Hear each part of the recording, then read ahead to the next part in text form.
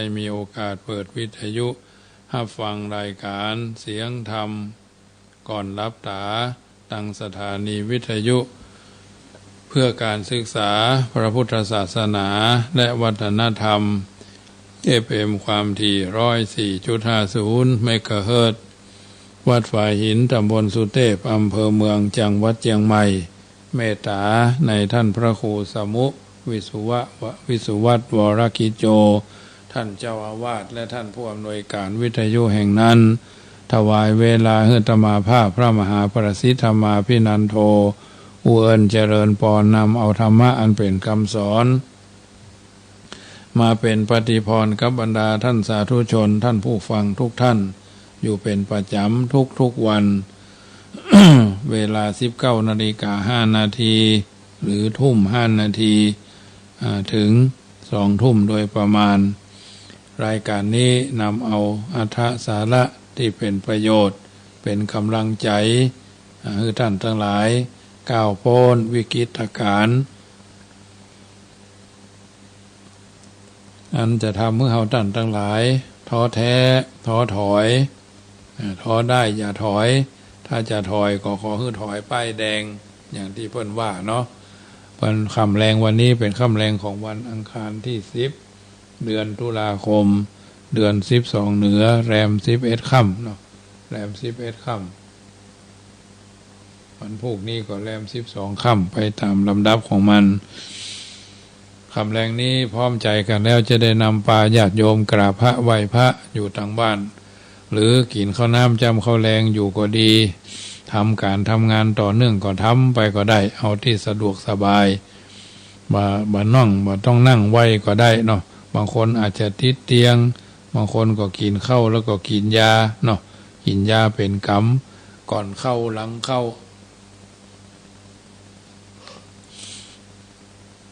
บางคนก็กำลังดูละครดูหนัง100 อันพันอย่าง108 พันเก้าเนาะแล้วแต่ท้องที่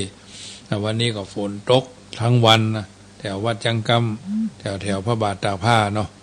พี่น้องทางเชียงใหม่หลายที่หลายทางก็คงจะมีฝนตกเช่นเดียวกันเนาะนักน้อยก็ไปตามสภาวะการของมันฝนตกก็จะมัน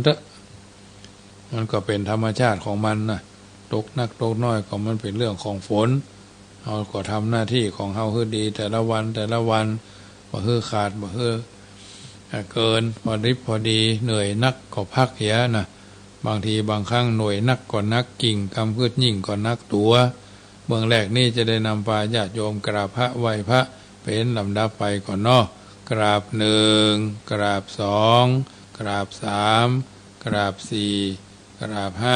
5อะระหังสัมมาสัมพุทโธภะวาพุทธังภคะวันตังอภิวาเดมิกราบสวากขาโตภะวตาธัมโมธัมมังนามัสสามิกราบสุปฏิปันโนภะวะโตสาวกสังโฆสังฆังนะมามิกราบมาตาปิตุขุนังอหังวันตามิกราบคุณูปการีวันตามิกราบพระพุทธกราบพระธรรมกราบพระสงฆ์กราบระลึกถึงคุณพ่อคุณแม่กราบระลึกถึงคุณครูบาอาจารย์ตั้งอกตั้งใจโยขันแก้ว5 โกฏากเป็นลำดับไปเนอโยพุทโธอันว่าพระพุทธเจ้าตนใดตนพาเสริฐอุดมกว่าหมู่สัตวโลกอันมีญาณปัญญาอันที่สุดบ่ได้นั่งอยู่แล้วดีนักบ่หวั่นไหวแต่พยามารนั่งเนื้อแทนแก้วแทบไกลก็ไม่มาโพตนพาเสริฐอันผจญแพ้สงครามอย่างใหญ่ยังพยามารกับทั้งเสนาลิพลมารก็ได้ถึงแล้วยังพญาสัพพัญญูทยานทรัตหูใหญ่ยธรรมทั้งมวลอันว่าผู้ฆ่าก็นอบน้อมไว้ยังพระพุทธเจ้าตนนั่นแลอันว่ามากะทำอันใดอันประกอบด้วยองค์8 ประการอันมีสัมมาทิฏฐิเป็นต้นอันเป็นหนทางเส้นซื่อบ่โคตรบ่เลี้ยวเพื่อเข้าสู่นิพพานนั้นพ้นจากทุกข์ในวัฏ สงสารแห่งคนทั้งหลายก็มีแลอันว่าผู้ฆ่าก็นอบน้อมไว้ยังพระอันว่าผู้ฆ่าทั้งหลายก็นอบน้อมไว้โดยกายวจีมโนยังพระสัทธรรมเจ้านั้นแลอันว่าพระสังฆเจ้าหมู่ใดอันว่าพระสังฆเจ้าหมู่ใดอันบริสุทธิ์จากบาปอันควรฮับเอาทานอันพาเสริฐแห่งคนและเทวดาทั้งหลายอันมีอินทรีย์ทั้งหกระงับอีนักอันมีมาระคือกิเลสละใดเสียแล้วอันหาอาสวะธรรมบ่ใดอันใดถึงแล้วยังความสำลิดทีโดยหมู่คนทั้งหลายอันมากก็มีแลอันว่าผู้ฆ่าก็นอบน้อมไว้โดยกายวจีมโนซึ่งพระสังฆเจ้านั่นแลอันว่าผู้ฆ่าก็นอบน้อมไว้ยังครูบาอาจารย์เจ้าอันเป็นอันยังพระพุทธเจ้าตนทรัตหู้ใหญ่อย่าทำทั้งมวลอันมีคุณปันดังน้ำมหาสมุทรอันว่าผู้ฆ่าก็นอบน้อมไว้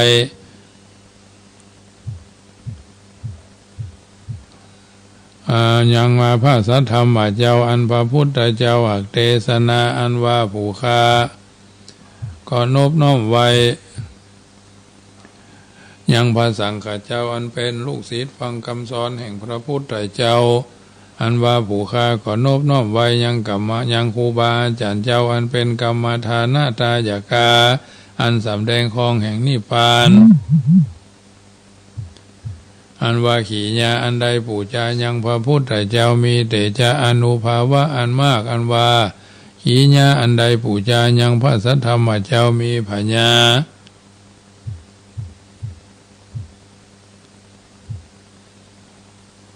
ปัญญาอันมากอันว่าขีญาอันใดปู่จายังพระสังฆเจ้ามีโภคาสัมปติเขาของอันมากก็มีแลอันว่าผู้ฆ่าทั้งหลายก็จงจะได้ทัศนัญจะอันขีญาอันหันยังพระพุทธเจ้าตนชื่อเมตยะอันจักมาเป็นพระพุทธเจ้าภายนา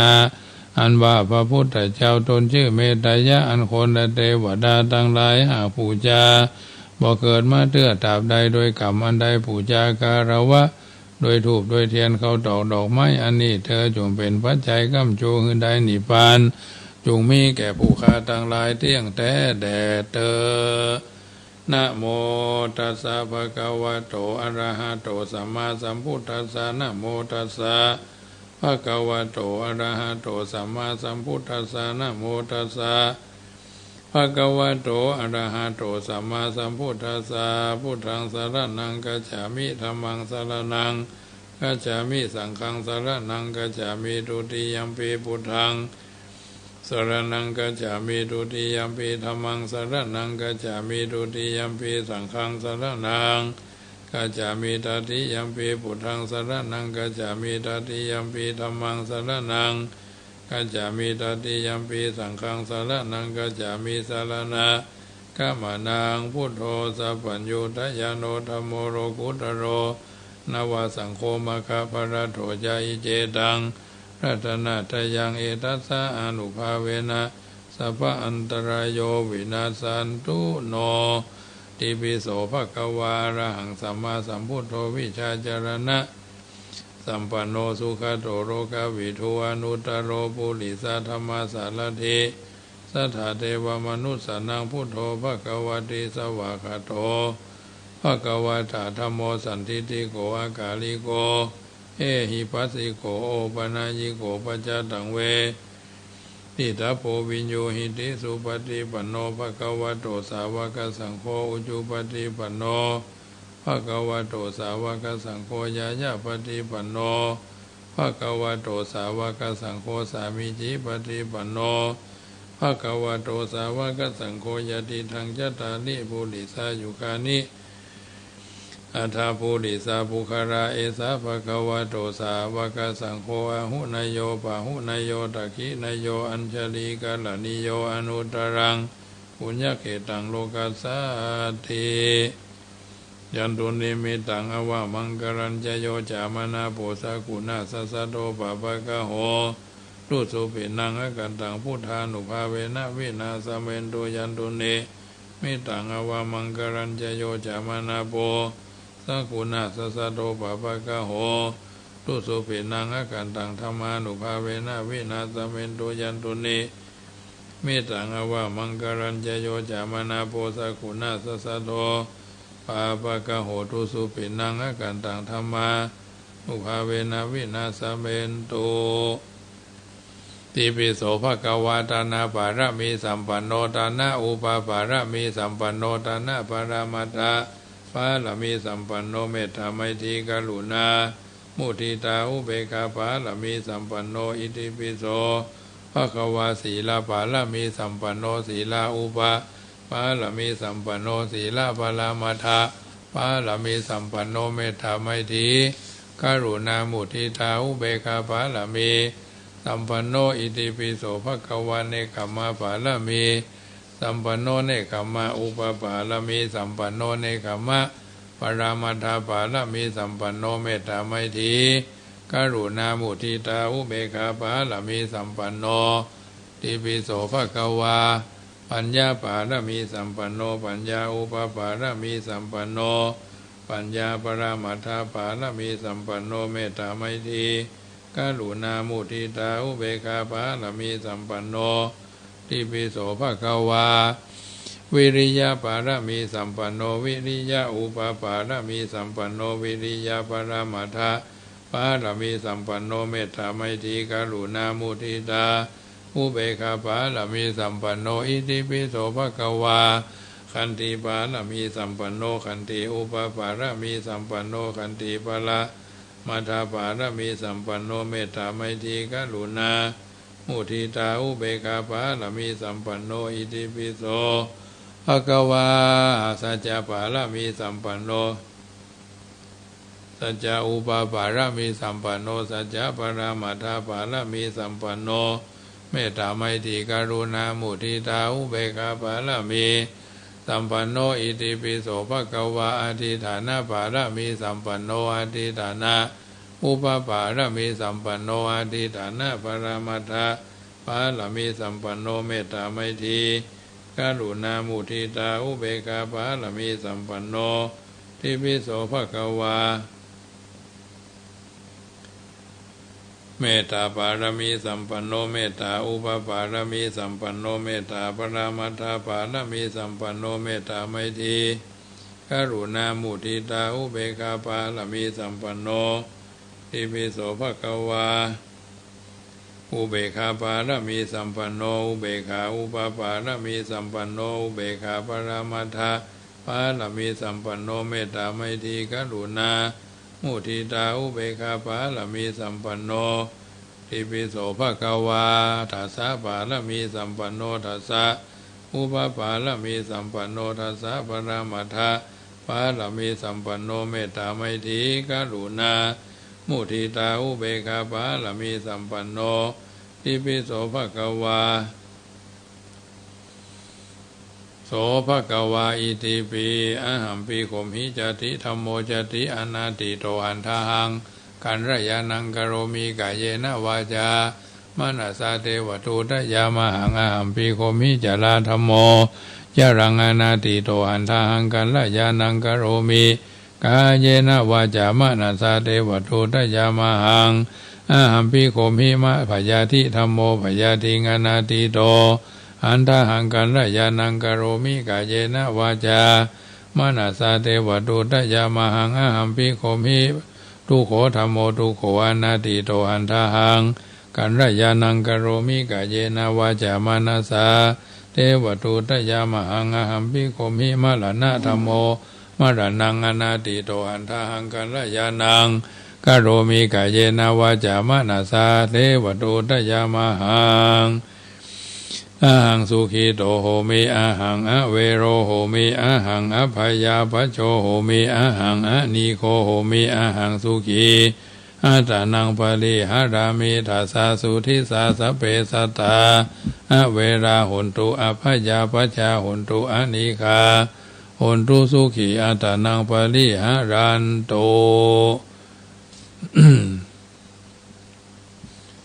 เอาละญาติโยมสาธุชนคนดีทุกคนทุกท่านได้ยินได้ฟังการสังวาสสวดยายพุทธคุณธรรมคุณสังฆคุณเรียบร้อย ต่อไปก็จะได้อู้ธรรมะเป็นปฏิพรบรรดาท่านสาธุชนที่อยู่ท่าดาฟังกันเป็นประจำทุกวันเนาะทุกวันนี้เป็นวันที่เอาท่านทั้งหลาย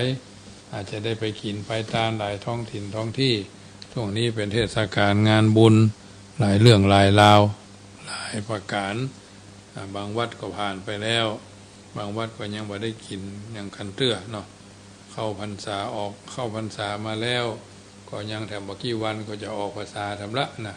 29นี่ก็จะเป็นวันออกพรรษาแล้ว29ตุลานี่ล่ะเทศกาลออกพรรษาแล้วก็จะเป็นเทศกาลกฐินเนาะผ้ากฐินทานกับทั้งผ้าอานิสังสบริวารซึ่งเฮาก็ได้บางเตื้อบางครั้งบางโอกาสเฮาก็ได้มีโอกาสได้ไปเป็นเจ้าภาพเสียเองหรือวงศาคณาญาติของเฮาเป็นเจ้าภาพกินเนื้อตานใต้เฮาก็ไปโดยบ่ได้บ่ปล่อยปละละเลยยังสิ่งต่างๆเหล่านี้เพราะฉะนั้นถือว่าเป็นเรื่องที่เฮาใจความร่วมไม้ร่วมมือเอกฉันทะศรัทธาสามัคคีจะได้เป็นประโยชน์กับการดำเนินชีวิตของเฮาบ่ได้อยู่คนเดียวในโลกเนาะเพราะฉะนั้นมีบาลีก็ดีมีคำกล่าวก็ดีที่ผู้รู้ทั้งหลายเพื่อนว่าเอาไว้หลายที่หลายทางธรรมาภาพก็พยายามจะเอาคำเหล่านั้นมาตีความหมายให้ท่านทั้งหลายได้เอาไปเป็นข้อพินิจพิจารณาก่อนจะรับนอนแต่ละคืนอย่างเพื่อนว่าทำการงานอยู่กับบ้านดีกว่าสุขสำราญในบ่อนมีความมุ่งหมายที่จะฮือหันความสำคัญของบ้านเป็นปัจจัยที่สำคัญของทุกคนยิ่งในปัจจัย4สำหรับการดำรง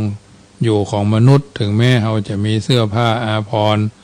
อาหารถ้าขาดที่อยู่อาศัยก็ต้องได้รับความลำบากไปเจ้าเพื่อนเป็นเดือนสุดปีสุดแรงเฮาก็ได้ซื้อบ้านเพื่อนอยู่เนาะถ้าเฮาผ่อนเอามาเป็นของเฮาสุดปีสุดแรงสุดกุ้มเจ้นก็ยังเป็นของเฮาจากเฮาก็ไปสู่ลูกเนาะจะหันว่าตัวอย่างในจากการคนเดินทางไกลตราบใดยังหาที่พักพาอาศัยบ่ได้ก็ต้องเร่ร่อนสัญจรนอนแรมไปเนาะต้องพบอุปสรรคปัญหานานาประการบ้านจึงเป็นจุดรวมให้เกิดความสุขบางคนก็เป็นอดีตข้าราชการเนาะทำงานมาจนกระทั่งเกษียณบ่มียังมีบ้านอยู่เตื้อเพราะหยังพอไปหนัวกินหนัวเล่นหนัวแอวหรือไปเล่นเล่นหุ้นหลายอย่างเนาะพนันขันต่อเอาหมดอย่างก็เอาเล่นเงินเดือนผัวก็สมาร์ทผัวก็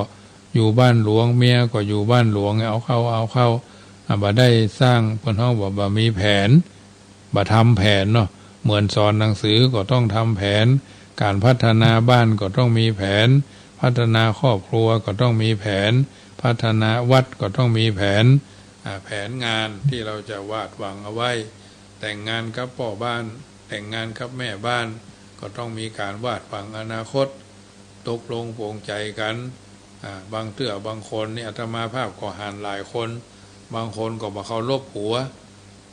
ข้าวบ่เคารพผัวด่าเป็นบอกเป็นก้างบอกก้างนั่งนี้เอาล่ะ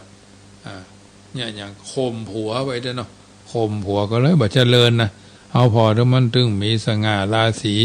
เป็นชื่อหึจะหะชื่อกมุเป็นจอมเจาะด้อยไว้เด้อเนาะบางคนบอกเขาโลภผัวนะแม้เฮาเลิกลากันไปแล้วเฮาก็บ่ต้องไปโกรธไปเครียดไปแค้นเขาละเพราะว่าเขาก็ต้องเป็นเพื่อนร่วมโลกด้วยกันไปเห็นละบางคนนี่บอกเขาโลภผัวบางคนก็บอกเขาโลภเมียมันตึงไปทางหน้านะเมียบอกเขารบผัวดูทองเต้าดุ้นหลัวก็ถึงมดผัวบอกเขารบเมียพี่ผัวบอกเขารบเมียพวงเอาทองเต้าเส้นเบี้ยมันก็ถึงมดนะเพราะฉะนั้นเพราะมันบอกเขารบกันหรอกเนี่ยมันนึกถึงเขาฮักกันใหม่อยู่ด้วยกันใหม่นะพอผัวไปติดการพนันเหี้ยเมียบอกพอเมียก็ไปเล่นไพ่ลูกก็เป็นจ้อแช่อยู่บ้านล่าตามล่าฟังบ่ฟังไปเซาะกับเข้ากับป่ามาไว้เล่นแมงแรงมาก็โดดลงเฮียนป๊อกไปไหนหมูลึกดึงกึ่งคืนพวกเข้าบ้านเข้าจองละบ้านผีหอผีเฮือนก็ไปอยู่ด้วยละ 3 วันก็เป็นเฮือนเป็ด7 วันก็เป็นเฮือนผีละบางคนก็อยู่บ้านหลวงจนกระทั่งเกษียณก็ต้องออกเนาะถ้าลูกอยู่ต่อ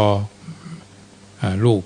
อยู่ต่อหลานอยู่ต่อก็ยังได้อยู่แต่ทางนี้ทางนั้นเขาก็ควรจะมีศักยภาพในการก่อแปลงบ้านแปลงจองเฮาของเฮาโลมันจะได้มันก็บ้านเฮาไฟฟ้าก็ต้องมีน้ำประปาก็ต้องมีการเป็นอยู่ก็ต้องมีเพราะเรามีพ่อบ้านมีแม่บ้านมีลูกมีหลานอยู่กันมาไม่ใช่ว่าไปสำราญในบ่อนพุ่นนะบ้านเป็นหลักทรัพย์อันแสดงถึงหลักฐานของตนคนที่มีบ้านอยู่เป็นที่อยู่อาศัยของตัวย่อมแสดงถึงฐานะความเป็นอยู่ที่มั่นคงเมื่อบ้านเป็นสมบัติที่มีค่าผู้เป็นเจ้าของบ้านจึงต้องเอาใจใส่ปฏิบัติรักษาการปฏิบัติรักษาบ้านนอกจากจะคอยระวังบ่ให้มีเพศมีภัยอันตรายที่เกิดจากไฟก็ดีจากโจรก็ดียังจะต้องเอาใจใส่ต่อบ้านการบ้านการเรือนเนาะการบ้านการเรือนของเฮาการเก็บการกวาดการทำความสะอาดการเก็บเข้าของให้ถูกที่ถูกทางเป็นระเบียบเป็นกิจที่จะต้องทำประจำวันบ้านจองหอเฮือนที่อยู่ที่อาศัยแม้กระทั่งวัดวาอารามโรงห้ำโรงเฮียนก็เหมือนกันหน้าบ้านก็คือสถานที่ปลูกต้นไม้ต้นไม้ใบหญ้าดอกดวงอย่างเป็นสีเป็นสันเนาะดอกไม้หอมบางอย่างกระดังงาก็ดีต้นที่มันฮื้อดอกฮื้อกินฮื้ออย่างมันก็อย่างแขวนน้อยจะได้เอาเก็บเอาไปวัดไปวาใส่สวยใส่ห่อไปวัดไปวาวันศีลวันพระพ่อแม่บางคนบ่หันความสำคัญปล่อยไปผ่านไปบ่สั่งลูกสอนหลานบางพ่อแม่หันเป็นความลำบากหรือหันเป็นงานที่ต่ำบ่ยอมให้ลูกทำมุ่งแต่จะให้ลูกเรียนวิชาความรู้ก็เป็นจะได้หันก็ในห้างสรรพสินค้าสยามสแควร์เนาะยิงกันน่ะเนี่ยสอนให้ลูกลูกเรียนล่าตำล่าภาษาชาวบ้านว่าตดป้อมปูดเลยก็ยังได้เรียนท่านเรียนนี่เรียนวันค่ำคืนหุ่งมันก็เพิ่นห้องมันก็เบอร์เนาะหนังสือเต็มทั่วอะไรเรียนมาวันค่ำเรียนพิเศษแถมอะไรรอนมันก็เพียกับญาติโยมทั้งหลายเพราะฉะนั้นบางคนนี่ว่าโอ้เรียนเป็นอย่างล่ำเหลือมันตึงมันได้เป็นนายกรัฐมนตรีอะไรเพราะว่าไปทำนองนั้นนะเรียนไปเตอะเรียนใบเรียนเงาเรียนมันเรียนอย่างแต่อย่างว่ายื้อขิ้งไปเป็นนายกรัฐมนตรีไงล่ะว่ากันนะอันเท่าที่จะยินเข้าหูมาเนาะอันนี้ก็เป็นต้นเนาะยิ่งไปกว่านั้นโลกปัจจุบันเจริญด้านสังคมชาวโลกนิยมหาความสุขนอกบ้านปล่อยพระละเลยการละคิดต่อบ้านต่อเฮือนก็ยิ่งมากขึ้นความหมายของคำว่าพ่อบ้านแม่บ้านจึงหมดความหมายไปเยอะการออกจากบ้านเพื่อดูหนังฟังเพลงตามโอกาสอันควรเพื่อพักผ่อนก็เป็นเรื่องธรรมดาของชาวบ้านแต่มีพ่อบ้านแม่บ้านจำนวนบ่น้อยที่ออกจากบ้านไปเพื่อมั่วสุมเล่นการพนันหรือไปหาเบี้ยหางคำเนาะการพนันเป็นเรื่องยาเสพติดทำให้คนลุ่มหลงมัวเมาคนที่เล่นแล้วแปะเล่นแล้วการก็คิดพยายามเล่นเพื่อแก้ตัวยิ่งเล่นก็ยิ่งสิบหายคนที่เล่นแล้วชนะก็ทำให้ติดใจเกิดความโลภอยากได้นักยิ่งขึ้นก็คงมีภัยเขียนในช่องข้อความว่าอาชีพอะไรอาชีพเล่นการพนันนี่คงมีญาติโยมทั้งหลายอาชีพพ่อค้านายขายลูกจ้างรับราชการทหารตำรวจอันนั้นอันนี้เนาะได้ก็คงมีภัยเขียนว่าอาชีพอะไรอาชีพเล่นการพนันเนี่ยโอ้มาดีแล้วบ่ใจแน่เนาะรับจ้างทั่วไปเนาะก็ถือว่าเป็นส่วนดีอยู่นะ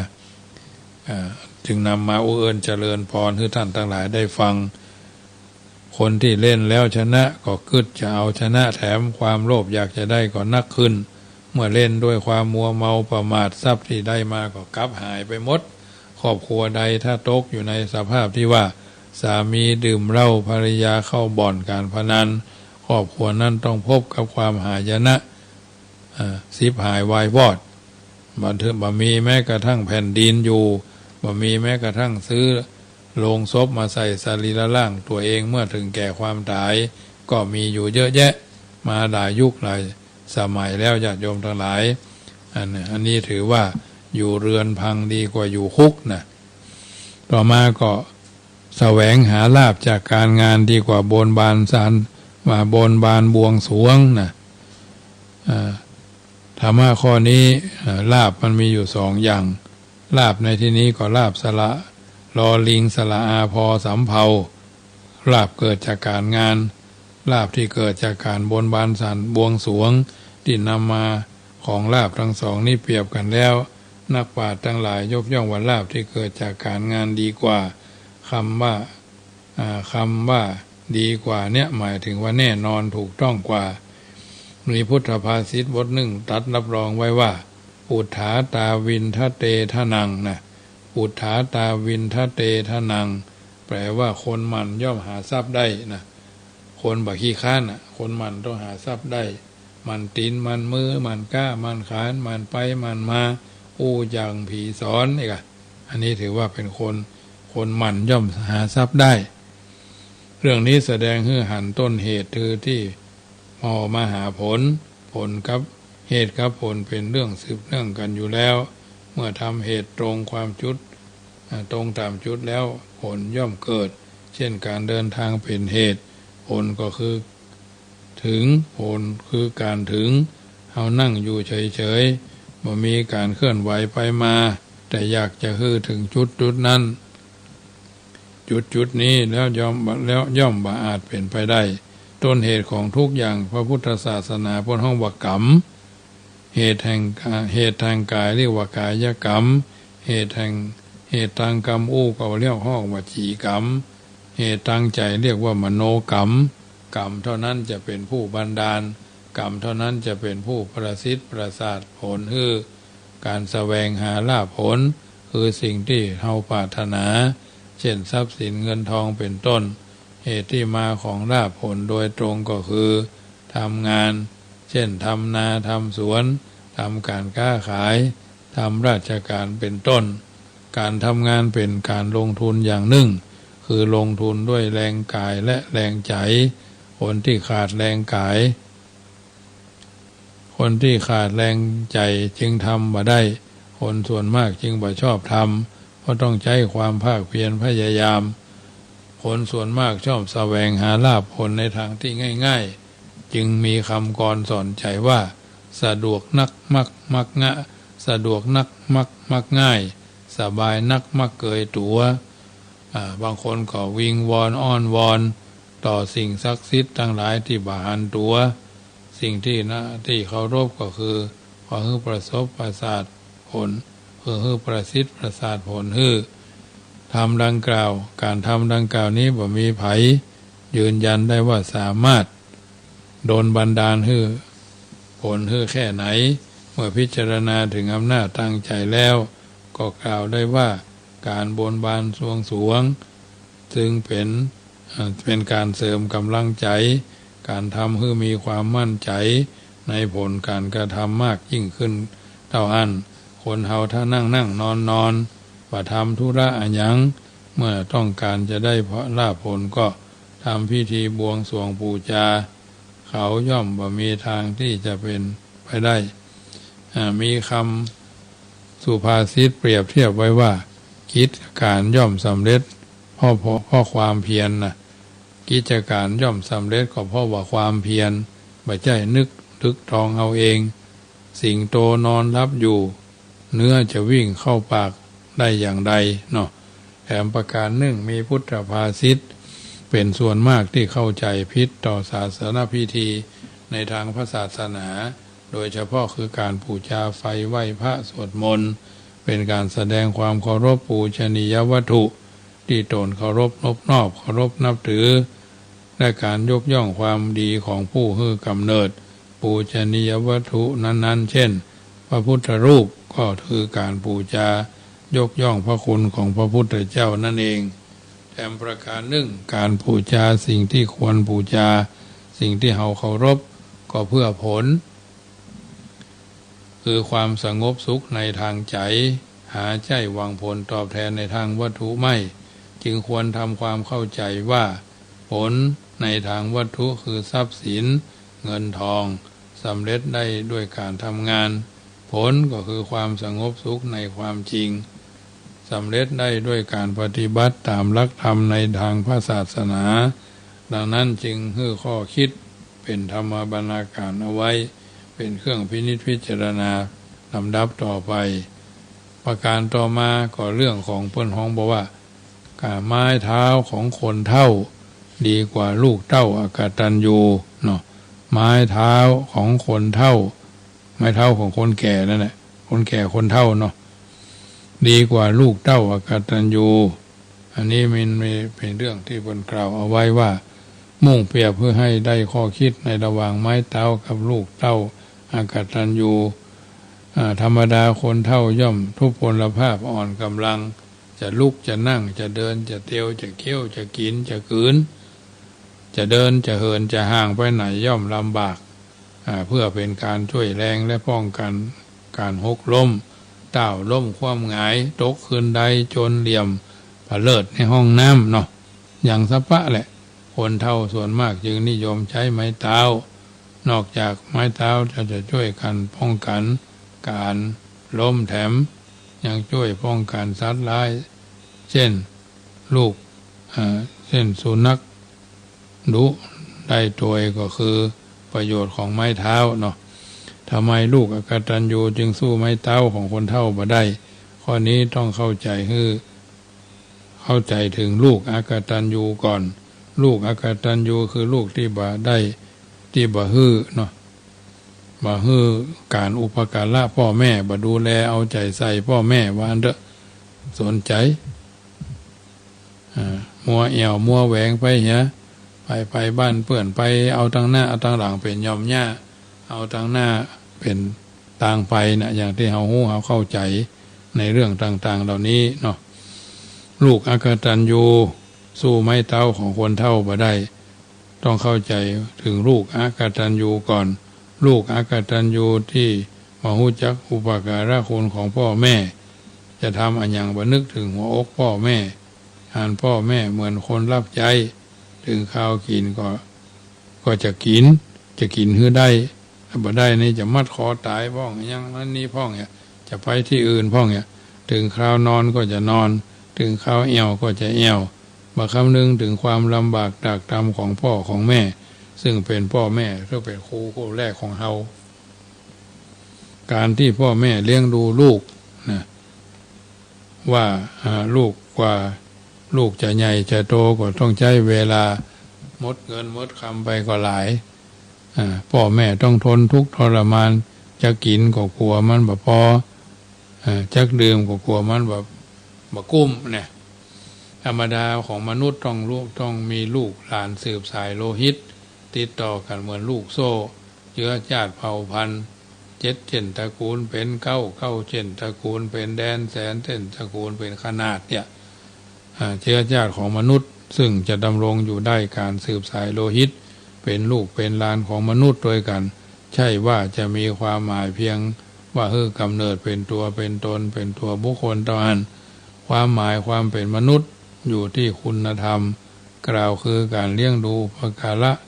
และการเกื้อกูลซึ่งกันและกันเป็นต้นอันนี้เขาจะหันได้ว่าการสังคมบางครอบครัวนะเพิ่นกลมเกลียวกันเนาะเป็นน้ำหนึ่งจะเดียวโอ้มีหลายคนลูกรักก่อนนานหลายเนาะบางตระกูลนั่นตระกูลนี่เนาะพ่อแม่สืบกันมามีลูก5 คน7 คนอยู่คนที่คนต่างถึงเวลาเทศกาลนั้นนี่ก็พากันมาเนาะมาอยู่กับมาหาหาลุงหาป้าหาองค์พ่อแม่ก็แนะนำฮู้อันนี้เป็นคนนี้เนื้อลูกอันนี้เป็นอ้ายแม่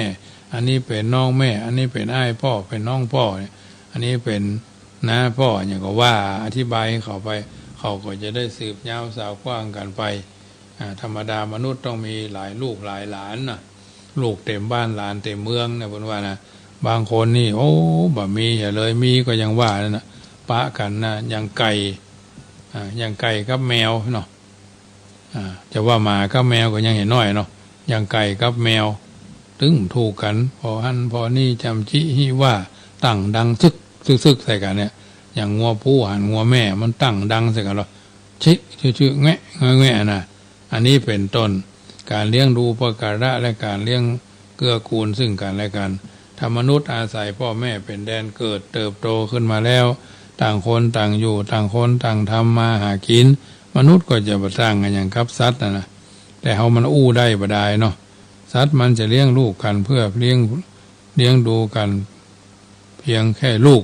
และฝ่ายที่เป็นผู้เลี้ยงลูกก็คือแม่ของมันนั่นแหละลูกของสัตว์อาจจะรู้จักพ่อแม่ของมันได้เมื่อแม่เลี้ยงลูกจนโตแล้วมาแน่ว่าลูกจะจำได้สำหรับลานเลนของสัตว์บ่ต้องอู้ถึงเพราะบ่มีทางที่จะมีเยื่อใยซึ่งกันและกันได้แต่สำหรับมนุษย์มีสายสัมพันธ์อันติดแน่นเป็นเครือญาติเป็นปู่ย่าตายายเป็นพ่อเป็นแม่เป็นหลานเป็นเหลนสายสัมพันธ์ที่ดีต่อกันนะมีความเมตตาการุณาความเคารพนับถือความกตัญญูกตเวทีถ้ามนุษย์ขาดคุณธรรมดังกล่าวความเป็นมนุษย์จะเป็นสัตว์จึงบ่ค่อยต่างกันถ้าจะตั้งคำถามว่าคนที่บ่มีลูกคนที่มีลูกแล้วลูกตายและคนที่มีลูกแล้วบ่ตั้งอยู่ในโอวาทพ่อแม่คนสามประเภทเนี่ยประเภทไหนจะดีกว่ากันคำตอบที่ดีที่สุดก็คือคนที่บ่มีลูกและคนที่มีลูกแล้วลูกตายดีกว่าถึงแม้จะเสียชีวิตไปแล้วเสียใจเพราะบ่มีลูกหรือเศร้าโศกเสียใจเพราะลูกตายจักบ่ทุกข์บ่ทรมานใจเท่ากับคนที่มีลูกแล้วลูกบ่ตั้งอยู่ในโอวาทคำสอนเป็นเด็กแว้นเป็นเด็กแก่แดดแก่ลมแก่อู้แก่จ๋าอู้อย่างผีสอนที่นอนอย่างมูหมาไว้ซะเนาะบ่กึดมีความบ่มีความทุกข์ทรมานใดที่จะทุกข์ทรมานใจเท่ากับพ่อแม่ที่มีลูกเป็นคนบ่ดีลูกคือตัวแทนของพ่อแม่เพียงลูกทำความดีก็จะได้รับคำสรรเสริญถึงพ่อแม่ว่าลูกของคนนั้นคนนี้ทำความดีเนี่ยถ้าทำความชั่วก็ได้รับการนินทาว่าลูกไผน่ะพ่อแม่มันยังได้ยำหูก็แล้วสั่งลูกสอนหลานได้จะใดก็ว่าไปตามนั้นนี่เป็นต้นจึงนำมาอุเอิญเจริญพรให้บรรดาญาติโยมท่านสาธุชนท่านผู้ฟังทั้งหลายที่ฟังรายการนี้อยู่ทางบ้านทุกท่านทุกวัน19:05 ถึง20 นาฬิกาโดยประมาณธรรมาภาพพระมหาประสิทธิธรรมาภินันโทวัดยังกรรมก็ได้ดำเนินรายการมาถึงช่วงสุดท้ายจะไปลืมกันเนอะวันที่14วัดยังกรรมจะทานขันเข้า227ขันเพื่อรวบรวมปัจจัยคนละเล็กคนละน้อยมาเป็นก้าจ้างศาลาทาสีหอระฆังเพิ่นเฮาว่าบูรณะลายปูนปั้นมันรุดมันหล่อนมันก่อนไปตามการเวลาขณะนี้ศาลาเพิ่นก็เรียบร้อยไปละนะสร้างไปเรียบร้อยเป็นที่เจริญหูเจริญตาเป็นที่สดชื่นแจ่มใสแจ่มแจ้งกับคนที่เพิ่นไปมาหาสู่ก็หันว่าโอ้หอระฆังนี่งามเหลือเก่าแท้นี่ล่ะก็เป็นนั้นนะหอระฆังนี่งามเหลือเก่าก็งามกับมันมีศาลาเพิ่นแปลงนี่มันอย่างต้องใช้เงินเนาะต้องใช้เงินแหมสักวางหนึ่งพระธาตุเจดีย์ก็คงจะแล้วละนะมันติดฝนเพิ่นก็เลยเนี่ยการบ่ได้เนาะมันกลางเด่นเนาะตั้งปวนนั่งล้านขึ้นไปแล้วเตรียมเคาะเตรียมเพิ่นเฮาว่าเตรียมเคาะเตรียมกระเทาะที่มันบางดีบางงามออกอันดำมาออกแล้วจะได้ทาสีรองพื้นแล้วก็ทาสีขาวสกาวแวววาวจับตาเพราะฉะนั้นอันนี้ก็ถือว่าเป็นการบูรณะจะได้ทานขันเข้ากัน227ขันในวันที่14วันเสาร์ที่จะถึงนี้หลายคนก็หอมขินหอมตาลมาแล้วทั้งสายพ่อทั้งสายแม่อันเนี่ยก็แม่สีก็หอมมาแล้วนะแม่ทั้งหลายแม่ที่